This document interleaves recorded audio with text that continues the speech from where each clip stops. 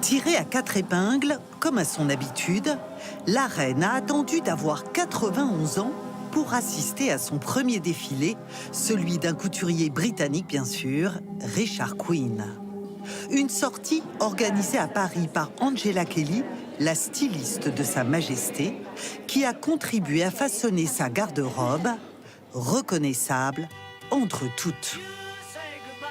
Des chapeaux so British, toujours assortis à ses tenues, des couleurs vives, osées même, qui lui vaudront le surnom de Rainbow Queen, la reine arc-en-ciel.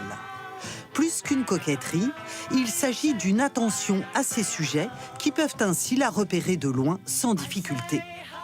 Ces couleurs cachent-elles aussi parfois des messages plus symboliques ? Les tenues de la reine ont en tout cas le chic pour alimenter les conversations.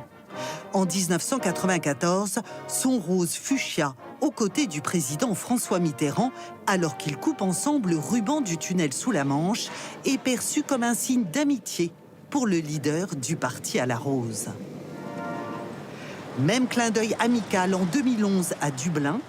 Pour sa première visite depuis l'indépendance de l'île, elle rayonne dans un vert éclatant, l'une des couleurs de la nation irlandaise. Mesdames et messieurs, veuillez vous lever pour Sa Majesté la Reine. Sa fonction honorifique lui octroie un pouvoir diplomatique dont elle sait user avec subtilité. Tout de rose pâle vêtu aux Jeux Olympiques de 2012.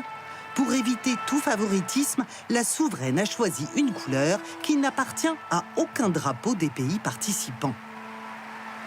Mais l'ensemble qui a fait couler le plus d'encre est bien celui-ci. Manteau bleu roi, chapeau constellé de petites fleurs jaunes posées en étoiles. Nous sommes en 2017 au Parlement britannique en plein débat sur le Brexit et la reine semble parée des couleurs du drapeau européen. Coïncidence ou message codé, son entourage a démenti tout parti pris. Dans son vestiaire, il y a aussi des accessoires fétiches, des broches bijoux, des chapeaux extravagants et un sac. Le même modèle depuis 50 ans, précieux complice d'un code secret de Sa Majesté. Lorsqu'elle souhaite interrompre une conversation, elle pose son sac au sol. Et si son sac passe d'un bras à l'autre, elle signifie à son entourage qu'elle veut partir dans les 5 minutes. En l'absence du précieux objet, c'est avec son alliance qu'elle joue discrètement à qui veut bien l'entendre. Jusqu'au bout, même après le deuil de son mari, la reine Elisabeth restera fidèle à son style bien à elle, haut en couleur, qui restera aussi sans doute dans l'histoire.